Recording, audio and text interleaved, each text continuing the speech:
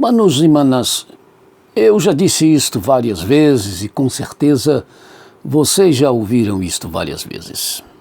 Não aceitamos a morte. Não nos acostumamos com a morte porque não fomos criados para morrer. E não fomos mesmos. Tanto que em Jesus Cristo nos é concedida a vida eterna. Mas a ideia inicial é de que o primeiro casal foi inicialmente criado por Deus para não morrer, porque já que o salário do pecado é a morte, Romanos 6:23, e eles foram criados sem pecado, então não foram criados para morrer. Há aqueles que argumentam dizendo que se os dois primeiros seres humanos foram criados, mas tendo a vegetação lhe servindo de alimento, se os corpos que tinham precisavam de alimentação, então tais corpos eram finitos, desgastariam-se. Fico pensando nos vegetais e frutas antes do pecado, que propriedades fantásticas tinham, suficientes, eu acho, para manter os corpos dos seres humanos vivendo sem morrer. Mas seja lá como for, se o primeiro casal não tivesse pecado, estaria conosco até hoje? Não necessariamente. De repente estariam na morada celeste, só que ao serem levados para lá, não haveria choro, lamento, saudades, mas sim uma grande festa, porque não iria para lá por causa da morte. Mas isto é uma hipótese, não é uma lei. Só sei que assim como nós não nos conformamos com a morte, porque para ela nós não fomos feitos, também não aceitamos, nós não queremos admitir o sofrimento e pela mesma razão que nós nos postamos em relação a esta realidade, ao sofrimento. O sofrimento também é fruto do pecado. O pecado desequilibrou o universo, o pecado mexeu com os DNAs, por isso já a partir do nascimento, na verdade dentro do ventre materno, o sofrimento já existe e pode tornar determinados tipos de sofrimentos genético. E é claro, isso está inserido em nós. Nós gememos e gememos, mas sempre perguntamos por que temos de gemer. Não querer admitir o sofrimento nos leva a Pedro. Após receber do Espírito Santo a revelação sobre a messianidade de Jesus, tu és o Cristo, Filho de Deus vivo, Pedro foi o sinal para Jesus, então, confirmar a sua messianidade. Antes ele pedia aos discípulos, Jesus pedia aos discípulos, para não dizerem que ele era o Messias, mas depois que Pedro disse o que disse, ele confirmou isso com os seus discípulos. Só que isso chateou Pedro.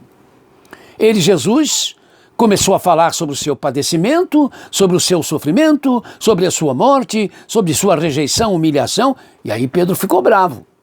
Não aceitou, não se conformou, protestou. Chamou Jesus à parte e lhe disse: Senhor, para com isso, fala isso não, nada disto, não pode acontecer isso contigo, não se tu és o Messias. Em outras palavras, Pedro estava querendo dizer para Jesus: ora, se és o Messias, és aquele sobre quem falou Daniel, quando disse que o Messias receberia autoridade, glória e o reino. Então, Senhor, para com isso. Para com esse negócio de dizer que o Senhor vai sofrer, que o Senhor vai ter de morrer. Para com isso. Mas Jesus, queridos, Jesus foi duro com Pedro. Realmente duro. Jesus disse para Pedro que ele estava sendo usado por Satanás. O mesmo Pedro, a quem Jesus dissera ter sido um instrumento do Espírito Santo, passou a ser o mesmo Pedro, sobre quem Jesus declarou que Pedro, estava se tornando num instrumento do engano de Satanás. E nós aprendemos com isto, amados e amadas, aprendemos com isto que mesmo como seguidores e seguidoras de Jesus, nós não temos de achar que não podemos sofrer, que não devemos sofrer, que não podemos aceitar sofrer. Foi em cima disto que o Senhor disse e continua nos dizendo hoje: eu vou dizer isso para vocês, para que vocês se sintam em paz. No mundo vocês terão aflições, só não desanimem. Porque se eu venci o mundo e vocês me pertencem, vocês em mim também podem vencer o mundo. João 16:33. Corroborou isto o João presbítero quando escreveu: porque aquele que está em vocês é maior do que aquele que está no mundo. 1 de João 4:4.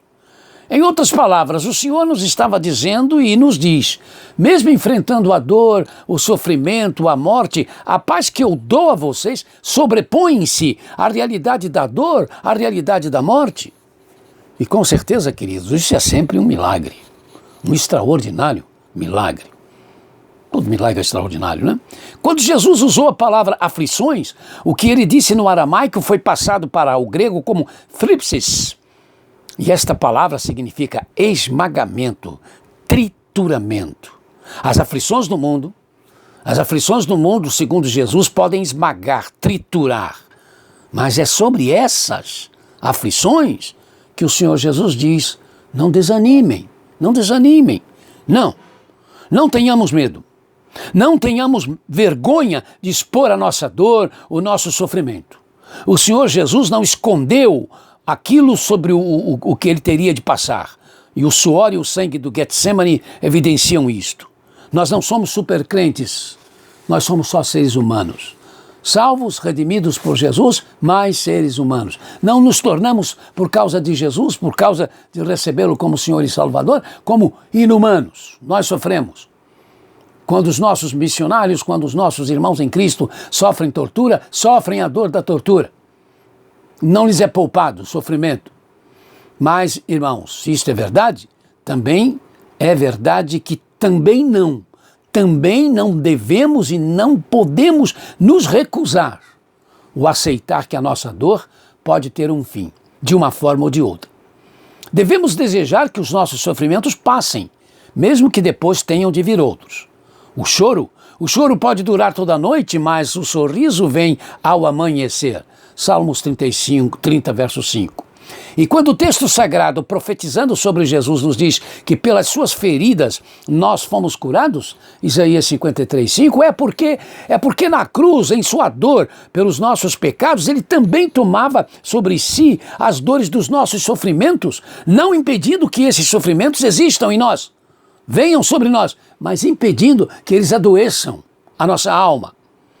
É como escreveu em meio às lágrimas o rei Spafford, diante da notícia de que suas 3 filhas haviam sido mortas no naufrágio de um navio. De joelhos, à beira da cama, no seu convés, chorando, ele diz, está tudo bem com a minha alma, está tudo bem com a minha alma. Ou como temos em português, sou feliz com Jesus.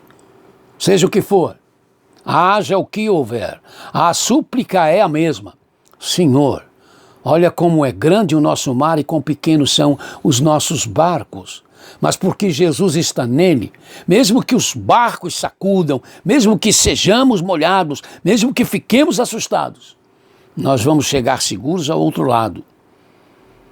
Porque ou as águas vão se acalmar, a tempestade vai cessar, ou porque os nossos barquinhos sempre estarão por cima da água. Com certeza.